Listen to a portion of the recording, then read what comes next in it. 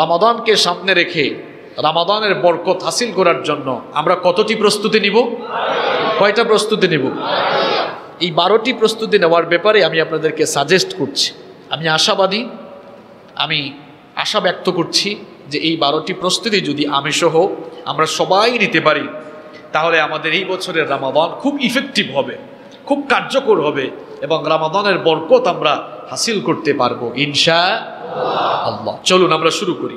Number 1, 1 number হচ্ছে রমাদানকে উপলক্ষ করে, রমাদানকে সামনে রেখে আল্লাহ তাআলার কাছে বেশি বেশি দোয়া করা যেন রমজানকে আপনি পেয়ে যান। কারণ রমাদানের তো আরো 17-18 দিন বাকি আছে। এই 17-18 দিন দূরের কথা, 17-18 সেকেন্ডও দূরের কথা, 1 ন্যানো সেকেন্ডেরও আমাদের কোনো গ্যারেন্টি। রমাদানের মাস সামনে, এই মাসের কল্যাণ থেকে যেন আমরা বঞ্চিত না হই। এজন্য প্রত্যেকটি মুহূর্তে এখন থেকে আল্লাহর কাছে দোয়া করতে হবে, আল্লাহ তাআলা আপনি দয়া করে আমাদেরকে রমজান পর্যন্ত পৌঁছিয়ে দেন। আরো আসতে বলেন আমিন। রজব মাস শুরু হয়ে গেলেই রাসূল করিম সাল্লাল্লাহু আলাইহি ওয়াসাল্লাম দোয়া আরম্ভ করে দিতেন, আল্লাহুম্মা বারিক লানা ফি রজব ওয়া শাবান ওয়া বাল্লিগনা রমাদান।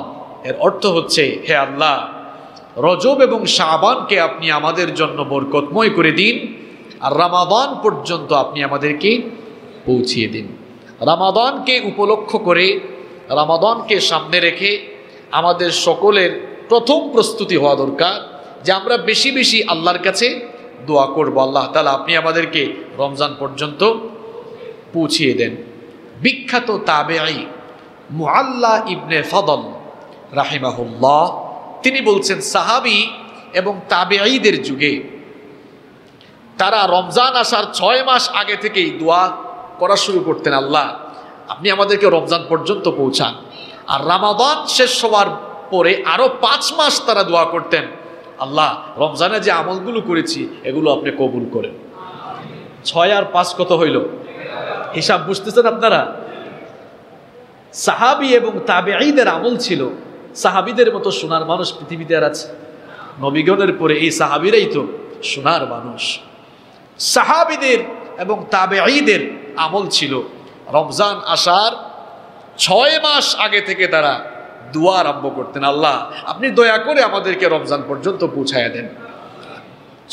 6 মাস শেষ হয়ে 7ম মাস রমজান শুরু হলো, তো 7 মাস শেষ হলে বাকি আছে কয় মাস?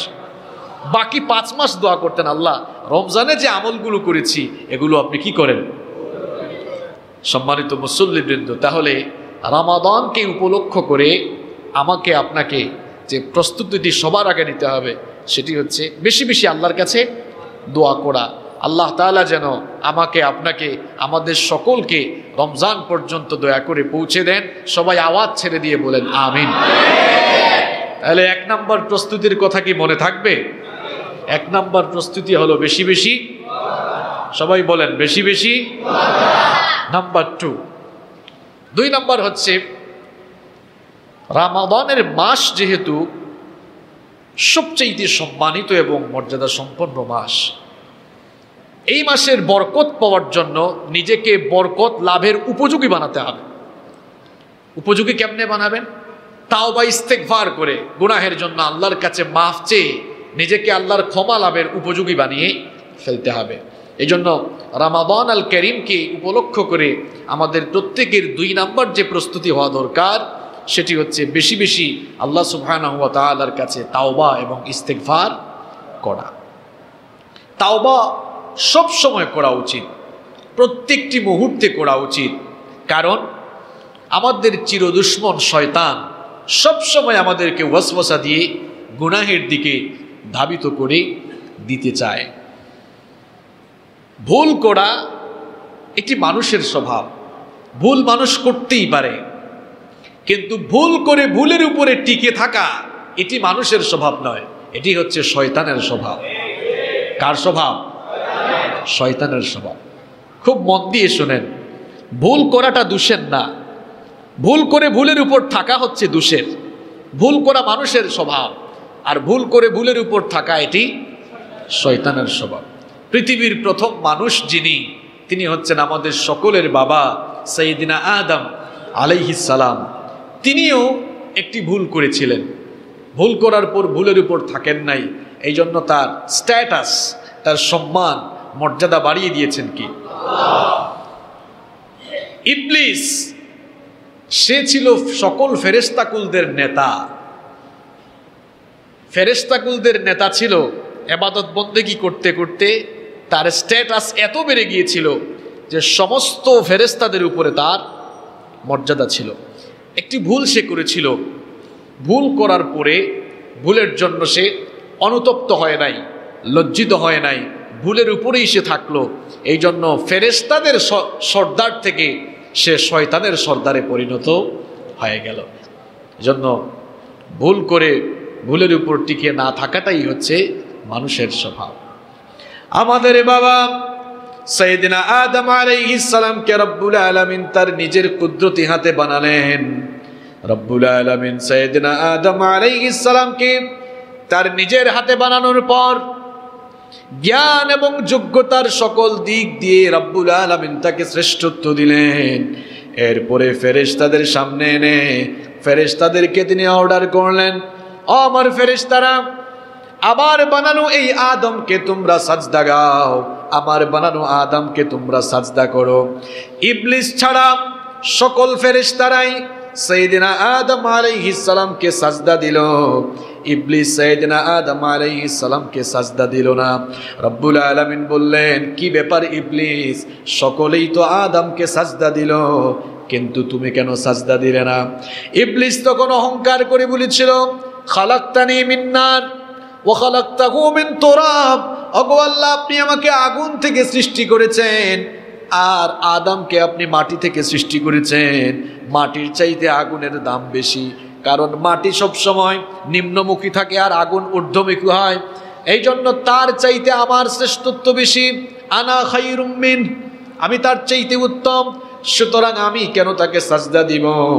আল্লাহ তাআলা বললেন, কোনো প্রকার কথা বলা যাবে না, আমার আদেশ তুমি অমান্য করেছো, এই জন্য আমি তোমাকে আজ জান্নাত থেকে বের করে দিলাম।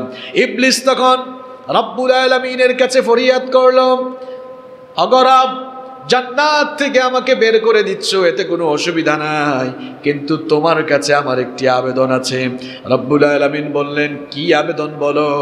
ইবলিস তখন বলেছিল, কোরআনুল কারীমের 7 নম্বর সূরা সূরাতুল আ'রাফ, কোরআনুল কারীমের 7 নম্বর সূরা সূরাতুল আ'রাফের 14 নম্বর আয়াত থেকে রব্বুল আলামিন বললেন, ইবলিস তখন আল্লাহর কাছে অ্যাপ্লিকেশন করে বলেছিল, ক্বালা আনজিরনি ইলা ইয়াউমি ইউবাসুন। সে বলেছিল, আল্লাহ, আপনি আমাকে ডে অফ রিসারেকশন, পুনরুত্থান দিবস পর্যন্ত, কিয়ামত পর্যন্ত অবকাশ দিন। আল্লাহ তাআলা বললেন, ঠিক আছে, যা, তোর অ্যাপ্লিকেশন কবুল করলাম, ইন্নাকা মিনাল মুনজারিন, তোকে কিয়ামত পর্যন্ত অবকাশ দেওয়া হলো। সুযোগ পাইলে যা হয় আর কি। এই সুযোগ পেয়ে ইবলিস এবার বলল, قال فبما أغويتني لأقعدن لهم صراطك المستقيم ثم لآتينهم من بين أيديهم ومن خلفهم وعن أيمانهم وعن شمائلهم ولا تجد أكثرهم শাকিরিন। ইবলিস তখন বলেছিল, ওগো আমার রব, শোনো, যেই আদমের কারণে তুমি আমাকে জান্নাত থেকে বের করে দিয়েছো, ওই আদম এবং তার বংশধরদেরকে ধোঁকা দেওয়াই হবে আমার প্রধান কাজ। আমি এদেরকে সোজা রাস্তায় চলার পথে বাধা বিঘ্নতা সৃষ্টি করব, ওয়াসওয়াসা দিব, ধোঁকা দিব, প্রতারণায় ফেলবো। আমি এদেরকে সামন দিক থেকে, পেছন দিক থেকে, ডান দিক থেকে, বাম দিক থেকে, সকল দিক থেকে আক্রমণ করে ওয়াসওয়াসা দিয়ে দিয়ে তোমার জাহান্নামটাকে আমি একেবারে ভরে ফেলবো। রব্বুল আলামিন বললেন, ইবলিস, তুইও ভালো করে শুনে রাখ, আমার বান্দাদেরকে, আমার গোলামদেরকে তুই ওয়াসওয়াসা দিয়ে দিয়ে একেবারে জাহান্নামের দুর্গুড়ায় নিয়ে যাবি। আর আমার বান্দাগুলো যদি তাদের ভুলগুলো বুঝতে পেরে ভুলের জন্য লজ্জিত আর অনুতপ্ত হয়ে আমার কাছে তাওবা করে মাফ চায়, আমি আমার বান্দার সারা জীবনের সকল গুনাহগুলোকে মাফ করে দেব। ইবলিস ভুল করেছিল, ভুল করে ভুলের উপরে অটল থাকলো, আল্লাহর কাছে মাফ চাই নাই, আরো অহংকার করলো, তার মর্যাদা বেড়েছে না কমেছে? এমন কমছে যে আল্লাহ তাকে জান্নাত থেকেই বের করে দিয়েছেন, তাকে আল্লাহ তাআলা মরদুদ বানিয়েছেন, বিতাড়িত করে দিয়েছেন, অভিশপ্ত করে দিয়েছেন। আমাদের বাবা আদম আলাইহিস সালাম তিনিও ভুল করেছিলেন, কিন্তু ভুল করার পরে তিনি ইবলিসের মতো অহংকার করেন নাই, ভুলের উপর থাকেন নাই, লজ্জিত হয়ে মাফ চেয়েছেন কার কাছে? রব্বুল আলামিন আমাদের বাবা সাইয়েদনা আদম আলাইহিস সালামকে নিজের হাতে বানালেন, এরপরে তিনি তার থেকে তার স্ত্রী হাওয়া আলাইহিস সালামকে সৃষ্টি করলেন। তারপরে আদম আলাইহিস সালামকে বললেন, ও আদম, তুমি আর তোমার স্ত্রী আমার বানানো জান্নাতের ভেতরে সানন্দে বসবাস করো, কিন্তু খবরদার ওই নিষিদ্ধ গাছটার কাছে যাও না। ইবলিস জান্নাত থেকে বিতাড়িত হওয়ার পর সে তার শয়তানি মিশন এবং ভিশন সেদিন থেকে শুরু করেছিল। সে প্রতারণা দিয়ে, ধোঁকা দিয়ে আমাদের বাবা আদম আলাইহিস সালাম আর আমাদের মা হাওয়া আলাইহিস সালাম এই দুইজনকে ধোঁকা দিয়ে দিয়ে নিষিদ্ধ গাছের কাছে নিয়ে গেল, এমনকি নিষিদ্ধ গাছের ফল আস্বাদন করালো। আল্লাহ তাআলার আদেশকে অমান্য করার কারণে আল্লাহ তাআলা আমাদের বাবা সাইয়েদনা আদম আলাইহিস সালাম আর আমাদের মা হাওয়া আলাইহিস সালাম দুজনকেই জান্নাত থেকে বের করে দুনিয়াতে পাঠিয়ে দিলেন। তারা তাদের ভুলগুলো বুঝতে পারলেন, ভুল বুঝতে পেরে ভুলের জন্য লজ্জিত হলেন, অনুতপ্ত হলেন, রব্বুল আলামিনের কাছে মাফ চাইলেন, ক্ষমা পাওয়ার উপায় তারা তালাশ করতে লাগলেন। শেষ পর্যন্ত রব্বুল আলামিন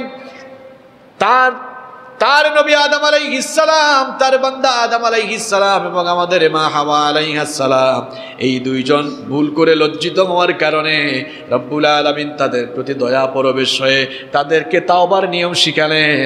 আর তাদেরকে তিনি বললেন, তোমরা আমার কাছে ফরিয়াদ করো, রব্বানা যালামনা আনফুসানা ওয়া ইল্লাম তাগফির লানা ওয়া তারহামনা লানাকুনান্না মিনাল খাসিরিন। তারা দোয়া করেছিলেন, রব্বানা যালামনা আনফুসানা, ওগো আমাদের রব, আমরা আমাদের নিজেদের উপরে জুলুম করে ফেলেছি, ওয়া ইল্লাম তাগফির লানা ওয়া তারহামনা, যদি আপনি আমাদেরকে মাফ না করেন, আমাদের উপরে রহম না করেন, লানাকুনান্না মিনাল খাসিরিন, তাহলে আমরা ক্ষতিগ্রস্তদের মধ্যে শামিল হয়ে যাব। আমাদের বাবা আদম আলাইহিস সালাম আর আমাদের মা হাওয়া আলাইহিস সালাম আল্লাহর দেওয়া নিয়ম মোতাবেক তাওবা করে তারা যখন আল্লাহর কাছে ফরিয়াদ করলেন, রব্বুল আলামিন তাদের ভুলগুলো মাফ করে দিয়ে তাদের তাওবা কবুল করে তিনি তাদেরকে মাফ করে দিলেন। তাহলে ভুল করতে থাকা, ভুলের উপরে অটল থাকা, এটি কার স্বভাব? আর ভুল করে লজ্জিত হয়ে তাওবা করে ফেলা, এটি কার স্বভাব? আদমের স্বভাব, মানুষের স্বভাব। রমাদানের মাস সামনে, মানুষের স্বভাব যেন আপনার ভেতরে থাকে। তওবা করে রমজান মাসে ঢোকার দরকার আছে না নেই? তাওবা এটি মুমিন বান্দার প্রাত্যহিক সবসময়ের আমল হওয়া উচিত। কারণ রাসূল করিম সাল্লাল্লাহু আলাইহি ওয়াসাল্লাম রেগুলার প্রত্যেক দিন আল্লাহ তাআলার কাছে তাওবা করতেন। আর কতবার করতেন শুনেন, বুখারী শরীফের হাদিস। আল্লাহর নবী বলেছেন, ওয়াল্লাহি, আল্লাহর কসম, ইন্নী লা আস্তাগফিরুল্লাহ ওয়া আতুবু ইলাইহি ফিল ইয়াউমি আকসারা মিন ৭০ মাররা। আল্লাহর নবী বলছেন, আল্লাহর কসম, আমি নবী হওয়া সত্ত্বেও প্রত্যেক দিন আল্লাহর কাছে ৭০ বারের বেশি তাওবা করি। এটা বুখারীর বর্ণনা। আর মুসলিম শরীফের বর্ণনায় এসেছে, রাসূল করিম সাল্লাল্লাহু আলাইহি ওয়াসাল্লাম বলছেন, ইন্নী আতুবু ইলাইহি ফিল ইয়াউমি মিআতা মাররা, আমি নবী হওয়ার পরেও রেগুলার আল্লাহর কাছে ১০০ বার তওবা করি। খালি সুবহানাল্লাহ পড়ে চলে গেলে চলবে না। নবীজি, যার জীবনে গুনাহের কোনো ছিটে ফুটাও নাই, জন্ম থেকে নিয়ে ওফাত পর্যন্ত, নবুয়তের আগেও মাসুম, পরেও, যার জীবনে গুনাহের কোনো দাগ নাই, গুনাহের কোনো ছিটে ফুটাও নাই, নবী হওয়া সত্ত্বেও তিনি ৭০ বার ১০০ বার তওবা করতে পারেন। আর আপনি তো গুনাহগার মানুষ, আমি আপনি গুনাহ করি সব সময়। আমি আপনি প্রত্যেক দিন তওবা করি কতবার, আর করা উচিত ছিল কতবার? নিজের বিবেককে প্রশ্ন করো। একবারও তো তওবা করতে মন চায় না। কুল্লু ইবনে আদম খাত্তাউন ওয়া খায়রুল খাত্তাইন আত-তাওয়াবুন। মানুষ মাত্রই গুনাহগার, মানুষ পাপ করতে পারে, কিন্তু এই ভুল করা, গুনাহ করা, পাপ করা মানুষদের মধ্যে আল্লাহর কাছে তারা প্রিয়, যারা গুনাহ করার পর রবকে ভয় করে ভুলের জন্য লজ্জিত হয়ে আল্লাহর কাছে তওবা করে ফেলে। সুবহানাল্লাহ। রমাদানের বরকত হাসিল করার জন্য, রমাদান মাসকে পরিপূর্ণভাবে কাজে লাগাবার জন্য রমাদানের এই মাস আসার আগেই নিজেকে ক্ষমা লাভের যোগ্য বানাতে হবে, নিজেকে আগে তৈরি করতে হবে। আর এজন্য কি করা লাগবে? কি করা লাগবে? তওবা। এই জন্য কে আলেম ওলামাদের কাছে জুমার নামাজের পরে দৌড়াদৌড়ি শুরু করবেন যে হুজুর আমাদেরকে তওবা করান। হ্যাঁ, তাওবা আপনি নিজে নিজেই করবেন। তাওবার অনেক আলফাজ রয়েছে, আপনি আস্তাগফিরুল্লাহ পড়ে আল্লাহর কাছে তওবা করতে পারেন, চোখের পানি ছেড়ে দিয়ে আল্লাহর কাছে মাফ চাইতে পারেন। আর আপনার তওবা কবুল হয়ে যাবে যদি আপনি 5টি শর্ত ফিল আপ করতে পারেন। কয়টা শর্ত? এই 5টি শর্ত ফিল আপ না করে সারা জীবন তওবা করলেও তওবা কবুল হয়। তওবা কবুলের 5টি শর্ত আছে। জোরে কোন কয়টা? 1 নাম্বার হচ্ছে আপনি যে একজন গুনাহগার মানুষ এটা স্বীকার করা, স্বীকৃতি দেওয়া যে আল্লাহ আমি একজন গুনাহগার, আমি এক পাপিষ্ঠ, আল্লাহ তাআলার কাছে স্বীকৃতি দেওয়া। 2 নাম্বার হলো এই যে আপনি গুনাহ করেছেন, পাপ করেছেন, এই জন্য লজ্জা প্রকাশ করা, অনুশোচনা ফিল করা, আল্লাহ আমি যে গুনাহগুলো করেছি এর জন্য আমি নিজেই লজ্জিত, আমি অনুতপ্ত, এই কাজগুলো করা আমার উচিত হয় নাই।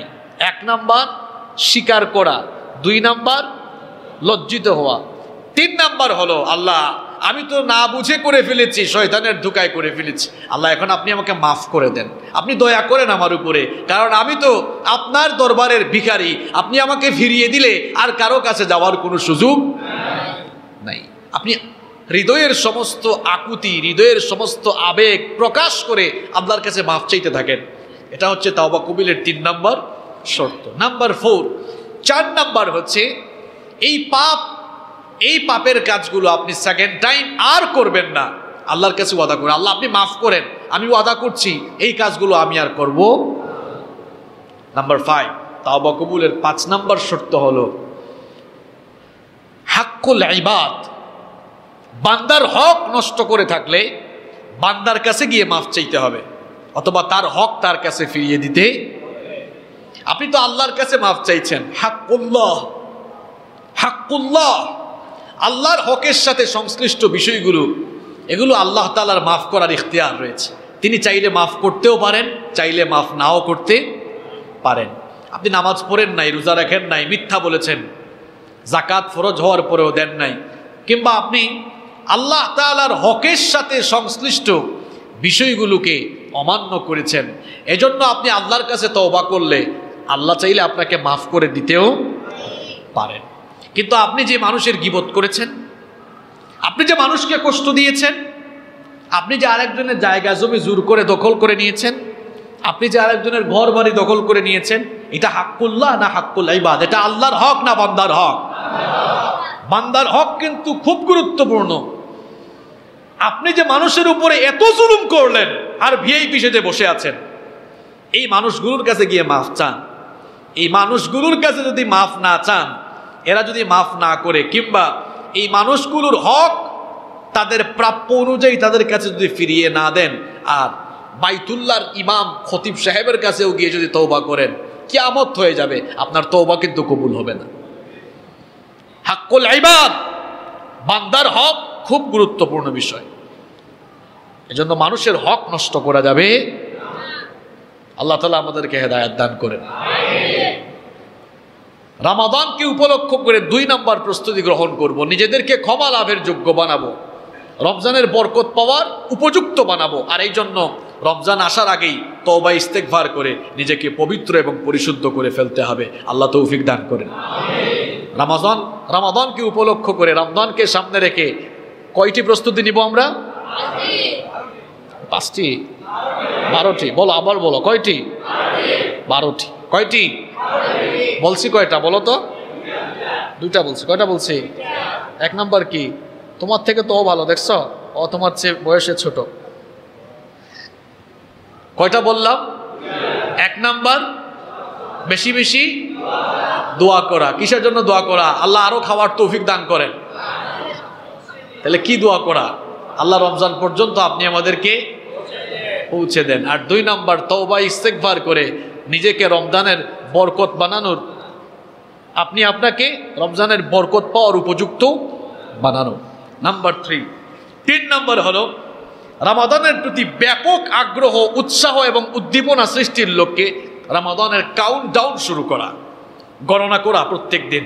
গত সপ্তাহেও আমি এটা বলেছিলাম যে রমজানকে সামনে রেখে রমজানের প্রতি আগ্রহ, উৎসাহ, উদ্দীপনা সৃষ্টির লক্ষ্যে একটা কাউন্টডাউন শুরু করে দেন।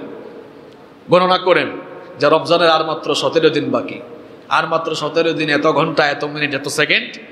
মাঝে মাঝে ফেসবুকেও পোস্ট করবেন তো, ফেসবুকে পোস্ট করবেন যে রমজানের আর 15 দিন বাকি, রমজানের আর 14 দিন বাকি। তাহলে আপনার সাথে ফ্রেন্ড লিস্টের যারা যুক্ত আছে তাদের মাঝেও এই রমাদান যে আসতেছে এর একটা আবহ, একটা উৎসাহ, উদ্দীপনা তাদের মাঝেও বিরাজ করবে। এই যে আমিও তো আপনাদের মাঝে উৎসাহ, উদ্দীপনা সৃষ্টির লক্ষ্যে আজকে আলোচনা শুরুর আগে রমজানের একটি সঙ্গীত পরিবেশন করেছি। এটা এমনি এমনি বলি নাই, কেন? যেন আপনাদের মধ্যে একটা উৎসাহ, রমজান যে আসছে এই মেসেজ, এই বার্তা যেন আপনাদের কাছে চলে যায়। আপনাদের ঘরের মধ্যে গান না বাজায়া, আপনাদের ঘরের মধ্যে আলতু ফালতু গান না বাজাইয়া, এই যে রমজান আসতেছে ইউটিউব থেকে রমজানের যত গান আছে, রমজানের সকল সঙ্গীত ডাউনলোড করে এই 15-16 দিন খালি বাজাইতে থাকবেন। পারবেন তো ইনশাল্লাহ? লাউড স্পিকার দিয়ে, তবে মানুষের ক্ষতি করে নয়, মানুষের ক্ষতি করে। এই যে রমজানের সঙ্গীত চলবে ঘরে, সবার মধ্যে একটা উৎসাহ, এমনকি বাচ্চাদের মধ্যেও দেখবেন আগ্রহ কাজ করে, বুঝছি মনে হয় রমজান মাস চলে আসছে। তাহলে রমাদানকে সামনে রেখে আমাদের 3 নাম্বার প্রস্তুতি হবে, আমরা এখন থেকে কাউন্টডাউন করা শুরু করে দিব ইনশাআল্লাহ।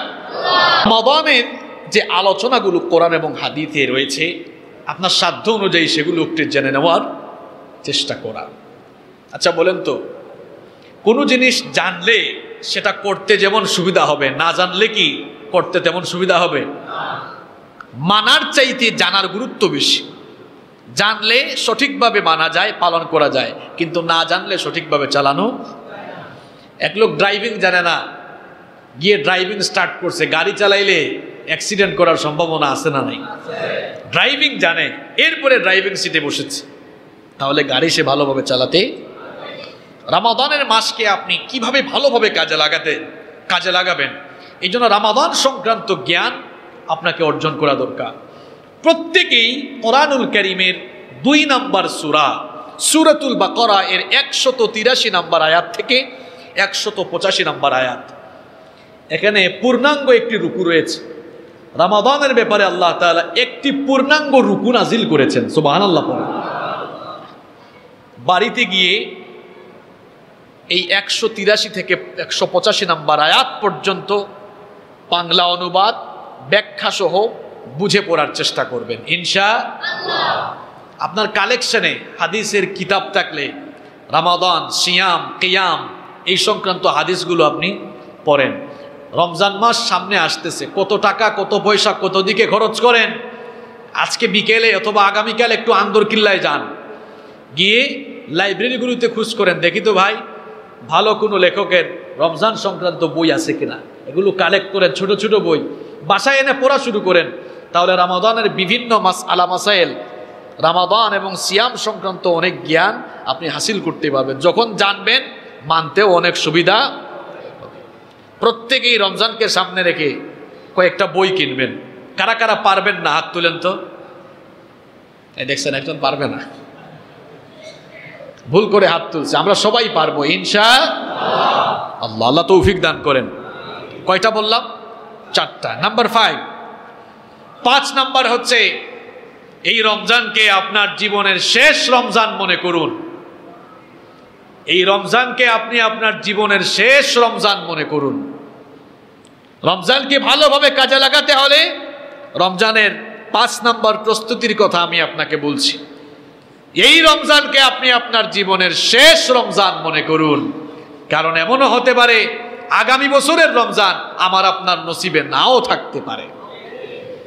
আপনি নিজেকে দেখছেন ভালো মানুষ, সুস্থ মানুষ, আরে ভাই কোন সময় মানুষ অসুস্থ হয়ে যায় সেটা কেউ।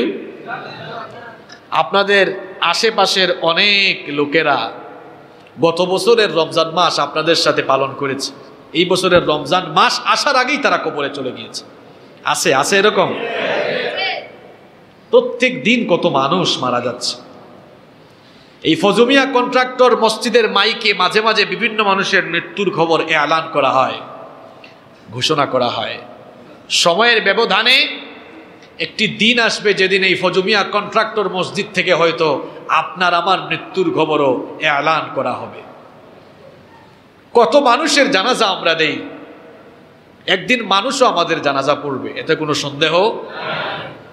মৃত্যু হচ্ছে মানুষের জীবনের সবচাইতে বস্তুনিষ্ঠ, অলঙ্ঘনীয় এবং অনিবার্য মহাসত্য। মৃত্যু থেকে আমরা কেউ পালিয়ে বাঁচতে পারবো না। এই জন্য সম্মানিত মুসল্লিবৃন্দ, কত রমজান আসলো আর গেল, জীবন তো পরিবর্তন হচ্ছে না। এই রমজানকে মনে করুন জীবনের শেষ রমজান, আগামী বছরের রমজান আর পাবেন না, এটা মনে করে এই বছরের রমজানকে কাজে লাগান। তাহলে দেখবেন রমাদান মাসে ইবাদত বন্দেগীর প্রতি মনোযোগ আরো বেড়ে যাবে ইনশাআল্লাহ। কয়টা বলেছি? 5টা। নাম্বার 6 নাম্বার হচ্ছে রমাদান মাসে আমরা রোজা রাখবো। এজন্য আগে থেকেই আমরা প্রস্তুতি হিসাবে এখন থেকে কিছু রিহার্সাল করব। সেই রিহার্সালটা কেমনে? এই মাসে আমরা কিছু কিছু নফল রোজা সাধ্য অনুযায়ী রাখার চেষ্টা করব। আর গত জুমায়ও আমি এই শাবানের মাসের ফজিলতের ব্যাপারে কথা বলেছি। শাবানের মাসে রাসূল করিম সাল্লাল্লাহু আলাইহি ওয়াসাল্লাম ইবাদত বন্দেগীর প্রতি অত্যন্ত মনোযোগী হয়ে যেতেন। আম্মা জান আয়েশা রাদিয়াল্লাহু আনহা তিনি হাদিস বর্ণনা করছেন। আয়েশা রাদিয়াল্লাহু আনহা তিনি, যিনি রাসূল করিম সাল্লাল্লাহু আলাইহি ওয়াসাল্লামের সহধর্মিণী, যিনি রাসূল সাল্লাল্লাহু আলাইহি ওয়াসাল্লামকে একেবারে কাছ থেকে দেখেছেন। সুবহানাল্লাহ। তিনি বলছেন মা রাআইতু রাসূলুল্লাহি সাল্লাল্লাহু আলাইহি ওয়াসাল্লাম ইস্তাকবালা সিয়ামা শাহরিন ইল্লা রমাদান। তিনি বলছেন আমি রাসূল করিম সাল্লাল্লাহু আলাইহি ওয়াসাল্লামকে রমজান মাস ছাড়া অন্য কোনো মাসে পুরা মাস রোজা রাখতে দেখি নাই। ওয়া মা রাআইতুহু আকসারা সিয়ামান মিনহু ফি শাবান। আর শাবান মাসে তিনি যত বেশি নফল রোজা রেখেছেন অন্য কোনো মাসে তিনি এত বেশি নফল রোজা রাখতেন না। অন্য বর্ণনা এসেছে বুখারীর হাদিস, আম্মা জান আয়েশা রাদিয়াল্লাহু আনহা বলছেন যে কানা ইয়াসুমু শাবানা কুল্লা। মাঝে মাঝে এমন হতো যে তিনি প্রায় পুরা শাবান মাসই রোজা রেখে ফেলতেন। কানা ইয়াসুমু শাবানা ইল্লা কালিলা। মাঝে মাঝে অল্প কয়েকদিন ছাড়া পুরা শাবান মাসেই তিনি রোজা রেখে ফেলতেন। আল্লাহর নবীকে উসামা ইবনু যায়েদ রাদিয়াল্লাহু আনহু প্রশ্ন করলেন, ইয়া রাসূলুল্লাহ, বলেন সাল্লাল্লাহু, আপনি এই রমজান মাসে, আপনি এই শাবান মাসে এত রোজা রাখেন কেন? আল্লাহর নবী বললেন, দুটি কারণে শাবান মাসে আমি বেশি রোজা রাখি। জোরে কোন, কয়টা কারণ? 1 নাম্বার হচ্ছে যালিকা শাহরুন ইয়াগফুলুন নাসু আনহু বাইনা রজব ওয়া রমাদান। রজব এবং রমাদানের মধ্যবর্তী মাস হচ্ছে শাবান। এই মাসটাকে মানুষ গাফলতি করে কাটায়। যখন সবাই গাফলতি করে তখন আমি এই মাসটাকে গুরুত্ব দেই আল্লাহ তাআলার নৈকট্যশীল হওয়ার জন্য। আর 2 নম্বর কারণ হলো ওয়া হুয়া শাহরুন তুরফাউ ফীহিল আমালু ইলা রাব্বিল আলামিন। এই মাস হচ্ছে সেই মাস, এই মাসে পৃথিবীর সকল মানুষের বার্ষিক আমলের রিপোর্ট আল্লাহর সামনে ফেরেশতারা পেশ করে। সুবহানাল্লাহ। ফাউহিব্বু আইয়ুরফা আমালি ওয়া আনা সাইম। আমি পছন্দ করি আমার আমলনামা ফেরেশতা যখন আল্লাহর সামনে তুলে ধরবে, আল্লাহ যেন দেখেন যে যখন আমার আমলনামা পেশ করা হচ্ছে তখনও আমি রোজাদার ছিলাম। সুবহানাল্লাহ। গত সপ্তাহে একটা এক্সাম্পল দিয়েছিলাম, মনে করিয়ে দিচ্ছি আবারও। আপনি একটা কোম্পানিতে চাকরি করেন, আপনি একটি প্রতিষ্ঠানে চাকরি করেন, হঠাৎ করে আপনার কোম্পানির, আপনার প্রতিষ্ঠানের ঊর্ধ্বতন কোনো কর্মকর্তা পরিদর্শনে এসে দেখলেন আপনি ফোনে ব্যস্ত, কাজ রেখে আপনি অন্য যে কোনো কিছু নিয়ে ব্যস্ত। সবসময় কাজ করেন, কিন্তু ওই পরিদর্শক এসে দেখলেন আপনি কাজ করেন না। আপনার প্রতি তার দরদ বাড়বে না কমবে? হ্যাঁ, বাড়বে। কাজ না করলে বাড়বে। আর আপনি কাজ করছেন, সবসময় কাজ করেন, পরিদর্শক এসে দেখলেন তখনও কাজ করছেন, আপনার প্রতি তার আন্তরিকতা তখন বাড়বে না কমবে? আল্লাহর সামনে এই মাসে, এই শাবান মাসে আমার আপনার সবার আমলনামা পেশ করা হবে। ফেরেশতারা যদি আমলনামা পেশ করার সময় বলে, আল্লাহ আজকের দিনেও তোমার বান্দা রোজা রাখতেছে, আল্লাহ খুশি হবেন না বেজার হবেন? কারণ রোজা আল্লাহর কাছে এত পছন্দ, আল্লাহ তাআলা বলছেন আস-সাওমু লি ওয়া আনা আযজি বিহ, রোজা আমার জন্য, রোজার পুরস্কার আমি আমার রোজাদার বান্দাকে আমার নিজের হাত দিয়ে দেব। জন্য আল্লাহর নবী এই মাসে বেশি বেশি নফল রোজা রেখেছেন। এজন্য রিহার্সাল হিসাবে, রমজানের প্রস্তুতি হিসাবে আমরা এই মাসে, শাবানের এই মাসে, এখনো তো আরো 17-18 দিন বাকি আছে, আমরা আমাদের সাধ্যমতো কিছু নফল রোজা রাখার চেষ্টা করব ইনশাআল্লাহ। নাম্বার 7, 7 নাম্বার হচ্ছে রমাদানের মাস। এটি বছরের সবচেয়ে শ্রেষ্ঠ মাস। এই জন্য এই মাসে বেশি বেশি ইবাদতের মন মানসিকতা তৈরি করতে হবে, বেশি বেশি ইবাদত করার মন মানসিকতা তৈরি করতে হবে। আমরা এখন কম ইবাদতের মন মানসিকতায় ব্যস্ত। ওই যে বললাম 1 সপ্তাহে তারাবি শেষ, আর যুবক তরুণ ভাইয়েরা প্রথমে 2-3 দিন তারাবিতে আসে, এরপর আর আসে না, ফেসবুকে থাকে। এমনটি যেন না হয়। এই মাসের গুরুত্ব আপনাকে বুঝতে হবে। রাসূল করিম সাল্লাল্লাহু আলাইহি ওয়াসাল্লাম বলেছেন, রমাদানের এই মাস এতই মর্যাদাপূর্ণ, এতই সম্মানিত মাস, আল্লাহর কোনো বান্দা যখন রমজান মাসে একটি ফরজ ইবাদত পালন করে, অন্য মাসের 70টি ফরজের সমান সওয়াব আল্লাহ আমলনামায় দান করে দেন। এই মাসে আল্লাহর বান্দা যখন একটি নফল ইবাদত পালন করে, নফল আদায় করে, অন্য মাসের ফরজের সমান সওয়াব আল্লাহ আমলনামায় দান করে দিবে। এই মাসে কেউ ওমরা করলে হজের সমান সওয়াব পায়, সুবহানাল্লাহ।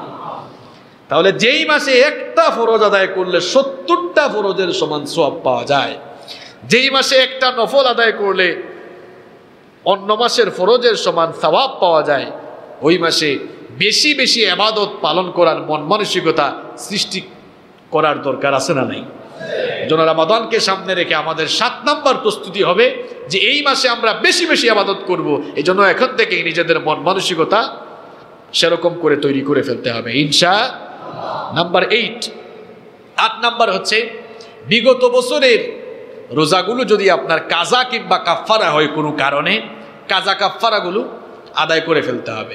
কারণ বিগত বছরের রোজাকে কাজা রেখে, কাফফারা রেখে নতুন বছরের রোজা শুরু করা যায় না। বিশেষ করে মা বোনদের কাজা থাকতে পারে।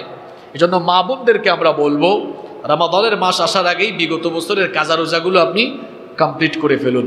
এটি হচ্ছে রমাদানকে উপলক্ষ করে আমাদের 8 নাম্বার প্রস্তুতি। নাম্বার 9 নাম্বার হচ্ছে রমাদানের এই মাসকে আপনি আত্মগঠনের মাস হিসাবে গ্রহণ করুন। 40 বছর 50 বছর বয়স আমাদের অনেকের হয়ে গিয়েছে। যুবক তরুণ ভাইদেরকে বলছি 20, 22, 25 বছর বয়স হয়েছে। জীবনে কত রমজান আসলো আর গেল, কিন্তু আপনার জীবন বদলালো না। এটি তো দুর্ভাগ্য এবং আফসোসের বিষয় ছাড়া আর কিছুই না। রমজানের মাসকে আপনি নিজেকে তৈরি করা, নিজের মানোন্নয়ন, নিজের আত্মগঠনের মাস হিসাবে গ্রহণ করুন। যে এই বছরের রমজান মাসে আমি আমাকে পবিত্র করে ফেলবো, পরিশুদ্ধ করে ফেলবো। এই বছরের রমজানে রোজা রাখার মাধ্যমে তাকওয়ার চর্চা করে আমি আমাকে পরিবর্তন করবো ইনশাআল্লাহ।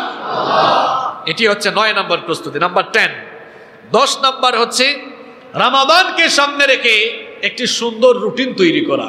একেবারে সাহরি থেকে নিয়ে শুরু করে ইফতার পর্যন্ত, ইফতারের পর থেকে নিয়ে সাহরি রাত পর্যন্ত 24টি ঘন্টা কিভাবে কাটাবেন, আপনার বাসার ড্রয়িং রুমে, পড়ার টেবিলে, বেডরুমে একটা রুটিন এখন থেকে তৈরি করে লাগায় রাখেন। এই রুটিন অনুযায়ী রমজানে চলবো। আমি রাত 2টায় ঘুম থেকে উঠবো, লিখেন রাত 2টা ঘুম থেকে উঠবো, এরপরে ওয়াশরুমে ঢুকবো, ফ্রেশ হয়ে 2:10 আমি তাহাজ্জুদে দাঁড়াবো, রাত 3টায় আমি সাহরি খেতে বসবো, এরপরে ফজরের নামাজে যাব, ফজরের নামাজ থেকে এসে আমি আধা ঘন্টা কোরআন পড়বো, এরপরে ঘুমাবো, রাত 9টায় সকাল 9টায় ঘুম থেকে উঠবো, চাকরিতে যাব, ফিরে এসে আবার হাদিস পড়বো। এক কথায় আপনি 24 ঘন্টা কি কি করবেন সুন্দর একটা রুটিন তৈরি করেন। ভালো ছাত্ররা রুটিন তৈরি করে পড়াশোনা করে, আর দুর্বল ছাত্ররা, ফেল করা ছাত্রদের কোনো রুটিন। আপনি রমজান মাসে যদি পাস করতে চান, বরকত হাসিল করতে চান, রুটিন তৈরি করে ফেলবেন ইনশাআল্লাহ। আমরা রমজানের আগের জুমায় একটু খোঁজ খবর নিব যে কারা কারা রুটিন তৈরি করছেন। সবাই পারবেন তো ইনশাআল্লাহ? আজকে বাসায় গিয়ে শুরু করে দিব। নাম্বার 11 নাম্বার হচ্ছে রমাদানের মাস, শাহরু রমাদান। এটি হচ্ছে আল্লাযী উনজিলা ফীহিল কুরআন, এই মাসটি হচ্ছে শাহরুল কুরআন, এটা কুরআনের মাস। এই মাসের ইজ্জত বেড়েছে, সম্মান বেড়েছে, মর্যাদা বেড়েছে একটি কারণে, সেই কারণ হচ্ছে কুরআন নাজিল হওয়ার কারণে, ঠিক কি না? এই জন্য রমাদানকে সামনে রেখে আমার আপনার 11 নম্বর প্রস্তুতি হবে, যারা এখনো কোরআন শিখতে পারি নাই, রমজান আসার আগেই কোরআন শিখে ফেলতে হবে, অথবা কোরআন শেখার কাজ এখন থেকে শুরু করে দিতে হবে। পারবেন তো ইনশাআল্লাহ? রমাদানকে সামনে রেখে আমরা সবাই কোরআন শিখবো, কারণ কোরআন ছাড়া নাজাতের কোনো উপায়। নাম্বার 12, 12 নম্বর হচ্ছে এখন থেকে তাহাজ্জুদের নামাজের প্র্যাকটিস বাড়িয়ে দিন, যেন রাতের বেলা, রমাদানের রাতের বেলা যেন কিয়ামুল লাইল, তারাবি এবং তাহাজ্জুদের নামাজ আদায় করতে আপনার কোনো কষ্ট না হয়। এর জন্য এখন থেকে অভ্যাস শুরু করে দিন, তাহলে রমাদানের মাসকে ভালোভাবে কাজে লাগানো যাবে ইনশাআল্লাহ। আমি অত্যন্ত সংক্ষেপে রমাদানকে কেন্দ্র করে, রমাদানকে উপলক্ষ করে 12টি প্রস্তুতি নেওয়ার ব্যাপারে আমি আপনাদেরকে সাজেস্ট করলাম। এই 12টি প্রস্তুতি যদি আমরা নিতে পারি তাহলে রমাদানের মাস কাজে লাগবে ইনশাআল্লাহ। আমরা 15 থেকে 20 সেকেন্ডে এই 12টি পয়েন্ট আবারও উল্লেখ করছি। 1 নাম্বার, আল্লাহর কাছে বেশি বেশি দোয়া করা যেন আমরা রমজানটা পেয়ে যাই। 2 নাম্বার হচ্ছে বেশি বেশি তওবা এবং ইস্তিগফার করা। 3 নাম্বার হচ্ছে কাউন্টডাউন শুরু করে দেওয়া, গণনা শুরু করা। 4 নাম্বার হচ্ছে রমাদান সংক্রান্ত বই, কোরআন, হাদিস এগুলো বেশি বেশি পড়া। 5 নাম্বার হচ্ছে এই বছরের রমজানকে জীবনের শেষ রমজান মনে করা। 6 নাম্বার হচ্ছে রিহার্সাল হিসাবে, প্রস্তুতি হিসাবে এই শাবান মাসে সাধ্য অনুযায়ী কিছু কিছু নফল রোজা পালন করা। এরপরে 8 নাম্বার হচ্ছে রমাদান মাসে বেশি বেশি ইবাদত পালনের মন মানসিকতা তৈরি করা। নাম্বার 8 নাম্বার হচ্ছে বিগত বছরের রোজা থাকলে, কাজা রোজা থাকলে, কাফারা থাকলে সেগুলো কমপ্লিট করা। নাম্বার 9 নাম্বার হচ্ছে রমাদানের মাসকে আত্মগঠন এবং নিজের মানোন্নয়নের মাস হিসাবে গ্রহণ করা। নাম্বার 10 নাম্বার হচ্ছে রমাদানের জন্য সুন্দর একটি রুটিন তৈরি করা। নাম্বার 11 কোরআন শেখার জন্য সিদ্ধান্ত নেওয়া। নাম্বার 12 নাম্বার হচ্ছে তাহাজ্জুদের প্র্যাকটিস করা। এই 12টি কাজ করলে আমাদের এই বছরের রমজান একটি চমৎকার, ফ্যান্টাস্টিক একটি রমজান হবে ইনশাআল্লাহ। আল্লাহ তাআলা আমাদেরকে এই প্রস্তুতিগুলো নেওয়ার তৌফিক দান করুন, আমরা সবাই বলি আমিন। আলোর পথে 24 ঘন্টা শুধু ইসলাম প্রচার।